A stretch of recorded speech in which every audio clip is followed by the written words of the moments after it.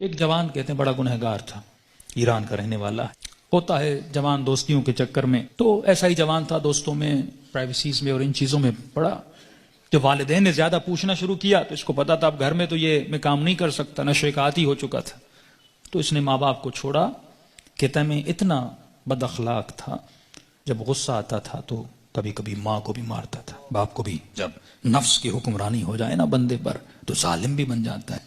کہتا الگ میں نے فلیٹ لیا، ایک گاڑی تھی، میں اس سے مسافر اور پیسنجرز اٹھاتا تھا ایران میں، جو دن میں کمائی ہوتی تھی، رات کو نشہ، گناہ، فحاشی۔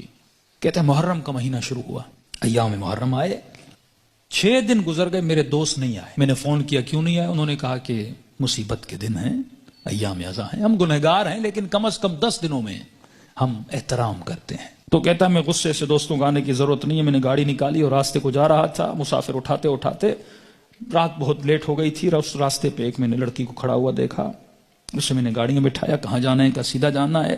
آگے چلتا گیا، اچانک نفس نے غلبہ کیا، گناہ نہیں کیا تھا اتنے دنوں سے، ذہن میں خیال آیا اکیلی خاتون گاڑی میں ہے، نیت گناہ کی، گاڑی کو میں نے موڑا۔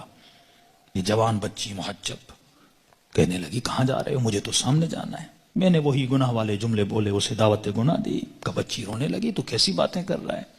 اس نے کہا میں نے تو ارادہ بنا دیا ہے۔ کہتا مجھے واسطے دینے لگی، اب اکیلی خاتون کیا کرے، اسپیڈ سے میں گاڑی چلا رہا ہوں، دروازے لاک ہیں۔ کہتا مجھے واسطے دینے لگی، ظاہر ایران تو مطلب دونوں شیعہ ہیں نا۔ کہنے لگی تجھے حسین کا واسطہ، تجھے مولا علی کا واسطہ، تجھے امام زمانہ کا واسطہ، ایرانی حضرت عباس کا بڑا احترام کرتے ہیں، تجھے ابو الفضل کا واسطہ۔ کہتا میں نے کچھ بھی نہیں سنا۔ میں نے کہا یہ چھوڑ دو عقیدے کی باتیں، فلاں کا واسطہ، فلاں کا واسطہ کس نے دیکھا ہے؟ کہتے آخر میں اس نے ایک جملہ کہا جس سے میرا وجود کانپ گیا۔ کہا تجھے نہیں پتا میں کون ہوں؟ کب میں سمجھا بولے گی فلاں پولیس والے کی بیٹی ہوں، فلاں افسر کی بیٹی ہوں، یہ ہو وہ ہوں۔ میں نے کہا کون ہوں؟ کہا میں سید زادی ہوں، تجھے واسطہ میری دادی زہرا کا، میرا ادب نہیں کرتا، میری دادی کا ادب کر۔ کہتے پتا نہیں ایسا کیا ہوا۔ میں نے گاڑی روک لی، میں نے کہا کہاں جانا ہے؟ کہا مجلس پہ جا رہی تھی، امام بارگاہ پہ اتار دو۔ کہتا میں نے جا کے اتارا، پورے راستے میں خاموش رہا، سمجھ نہیں آ رہی تھی، ایک خوف سا میرے وجود پہ طاری ہو چکا تھا۔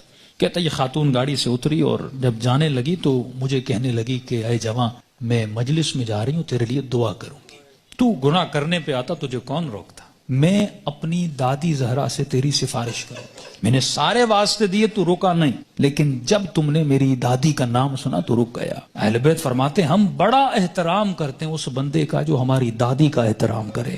یہ جوان کہتا ہے میرے وجود میں گویا ایک انقلاب سے، ایک عجیب سی سچویشن تھی، بس دل کر رہا تھا میں روں۔ کہتا جہاں میں نے اس کو اتارا تھا وہ میرا محلہ تھا، میرے ماں باپ کا گھر تھا، کئی عرصے سے میں آیا نہیں ان کو دیکھنے کے لیے۔ میں نے کہا اس بہانے سے جاؤں، ماں باپ سے مل کے آؤں۔ کہتا اب جیسے میں نے ایک اچھائی کی تو اچانک ذہن میں خیال آیا، اب پاورفل ہوا، میرا روح پاورفل ہوا، نفس کمزور ہو گیا، میں نے نفس کو مارا، اس کے گلے کو گھونٹا اور میں نے اپنے روح کی آواز کو سنا تھا۔ اب اچانک میرا روح پاورفل ہوا، میں گھر کی طرف گیا، گھر کا دروازہ کھولا، اندر گیا، گھر میں کوئی نہیں تھا۔ کہتا میں نے ٹی وی کھولا، اتفاق سے ٹی وی پر ایک ایرانی ذاکر کربلا کے مسائل پڑھ رہا تھا۔ کہتا میں سن بھی رہا تھا، رو بھی رہا تھا، اور اچانک جب میں نے چینل بدلا تو جنت البقیع دکھایا جا رہا تھا، سیدہ کی ٹوٹی ہوئی قبر دکھائی جا رہی تھی، اور ذاکر بتا رہا تھا کہ نبی کی بیٹی اتنی مظلوم ہے کہ اس کی قبر کا کوئی نشان بھی نہیں ہے، ہمارے گھروں پر بھی چھتوں کا سایہ ہے لیکن نبی کی اولاد کی قبروں پر کوئی سایہ نہیں ہے۔ اس نے سارے مسائل پڑھنا شروع کیے، اتنے درد بھرے مسائل، کہتا میرا دل پھٹنے لگا جب میں نے سنا اتنی بہترامی نبی کی بیٹی کی۔ تو کہنے لگا سیدہ میں اتنا بڑا گنہگار ہوں لیکن میں نے آپ کی بیٹی کا احترام کیا، ایسے تھے جنہوں نے نبی کی بیٹی کا احترام نہیں کیا۔ کہتا اب جب رونے لگا تو مجھے اپنے گناہ، اپنی خطائیں، اپنی بدکاریاں سب یاد آنے لگی، جتنی میری اندر کی کثافتیں تھیں گویا کسی نے سامنے لا کر کھڑی کر دی تھی۔ اب میں رو بھی رہا تھا، اللہ سے معافیا بھی مانگ رہا تھا، اتنے میں میری ماں گھر آئی، جس ماں کو مارتا تھا۔ اتنے سالوں کے بعد جب ماں نے مجھے دیکھا، کہتا جیسے مجھے دیکھا تو دیکھ میں رو رہا تھا، کہتے جیسے مجھے دیکھا تو بڑے پیار سے میرے ماتھے کا بوسہ دیا اور کہنے لگی رضا تو وہ نہیں جو یہاں سے گیا تھا، مجھے بدلا بدلا لگ رہا ہے۔ تو میں نے رو کر کہا کہ اماں مجھے سیدہ نے بدل دیا۔ کہتے معافی مانگنے لگا، ہاتھوں کا بوسہ لیا، ماں کے قدموں پہ گرا کہ اماں مجھے معاف کرنا، میں بہت برا تھا۔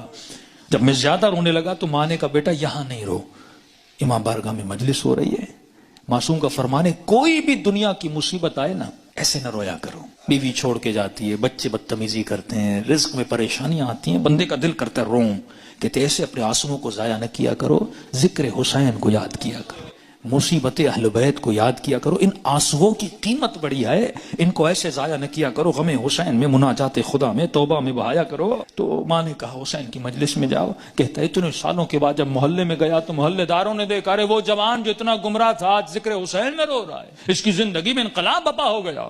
کہا کہ جب سے گیا، اس کی ماں کہتی ہے یہ خادم بن گیا حسین کا، یہ عزاداروں کے برتن دھوتا، کبھی جوتیاں بناتا، کبھی وہاں پہ ان کے لیے چائے رکھتا، دن رات خدمت کر رہا ہے کہ پورے محلے نے گواہی دی کہ یہ اس سے سچا عزادار ہم نے دیکھا نہیں ہے۔ کہتے ہیں 1-2 مہینے گزرے، ایک قافلہ بنا کربلا جانے کے لیے، تو لہٰذا اس قافلے سالار جو تھا، مسجد کا ہیڈ بھی تھا، پریزیڈنٹ بھی تھا، اس نے اسے بلایا کہ رضا ادھر آ، ایک جوان کو ہمارے ساتھ چلنا تھا جو ہیلپر تھا لیکن وہ بیمار ہو گیا ہے، میں اتنے دنوں سے سوچ رہا تھا کسے لے کر جاؤں اس کی جگہ پر، اچانک ذہن میں خیال آیا تجھ جیسا نیک جوان ہے، اسے لے جاؤں حسین کی زیارت پہ۔ کہتا جیسے میں نے سنا میں رونے لگا، میں نے کہا مولا حسین کچھ دن نہیں ہوئے آپ کے قافلے میں آیا ہوں، اتنی جلدی آپ نے مجھے اپنی زیارت پہ بلا لیا۔ کہا مولا حسین کی زیارت کی، توبہ کی، واپس آیا، پھر ایک قافلہ حج کے لیے نکلا۔ کہا رضا قافلے والے اور محلے والے بول رہے ہیں جب تک یہ جوان چلے گا تو ہم چلیں گے، کیونکہ ہم نے اس سے اچھا خادم نہیں دیکھا، اس سے اچھا محبت کرنے والا نہیں دیکھا۔ کہ تب تو پاؤں سے زمین نکل گئی کہ سیدہ اپنے بیٹے کی زیارت بھی کروائی، اب اپنے جنت البقیع بھی مجھے بلا لیا۔ کہا اتنا بڑا شرف مجھے ملا، گویا زندگی بہار بن چکی تھی جب سب کچھ کر کے واپس آیا۔ اس کے محلے کا ایک نیک متقی پرہیزگار تاجر تھا، بزنس مین تھا، وہ اس کے باپ سے ملا، کہنے لگا کہ میں اتنے دنوں سے دیکھ رہا ہوں ایک جوان میں اتنا انقلاب آ جائے، مجھے سمجھ نہیں آ رہا، مطلب یہ ارادے کا اتنا مضبوط ہے، یہ اور بن چکا ہے، میں چاہتا ہوں کہ اپنی بیٹی کا رشتہ اس سے کرواؤں۔ اس نے کہا کہ میں اپنے بیٹے کی گارنٹی نہیں دیتا، تجھے پتا ہے 4 مہینے پہلے کیا تھا اب کیا ہے، بات کرنی اس سے جا کر خود کر۔ اس کے پاس ہے، کہنے لگا رضا اپنی بیٹی دینا چاہتا ہوں لیکن ایک وعدہ دو۔ کہ کون سا وعدہ؟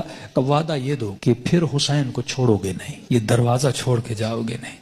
کہنے قبلہ میں اپنی ہر نماز میں دعا کرتا ہوں اے خدا وہ دن میری زندگی کا آخری دن ہو جب میں حسین کے ہاتھ کو چھوڑ کے چلا جاؤں۔ کہتے کل رشتہ لے کر آ جانا۔ کہتے یہ جوان اپنے ماں باپ کے ساتھ رشتہ لے کر گیا۔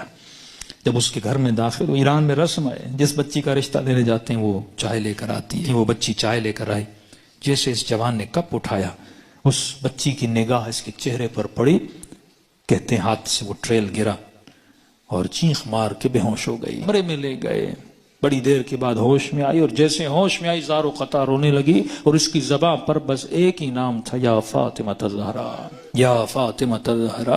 ماں پریشان، بیٹی رو کیوں رہی ہو؟ ایسا کیا دیکھا؟ یہ جوان پریشان، اس کے ماں باپ پریشان، ایسا کیا ہوا؟ کہتی اماں اللہ کی قسم ہے کل رات میں نے خواب میں سیدہ فاطمہ کو دیکھا تھا، مجھے سمجھ نہیں آ رہا تھا، کل رات بی بی اسی جوان کا فوٹو مجھے دکھا رہی تھی اور کہہ رہی تھی کہ تو میری چاہنے والی ہے، جب اس کا رشتہ آئے اسے انکار نہ کرنا، اس نے میری بیٹی کا احترام کیا تھا۔ تبھی فرمایا جب تو ایک قدم اہل بیت کی طرف جاتا ہے وہ 10 قدم آگے بڑھاتے ہیں، لیکن سوال یہ ہے کہ یہ قدم اٹھیں، زندگی میں ان کو راضی کرو جن کے راضی ہونے سے خدا راضی ہوتا ہے۔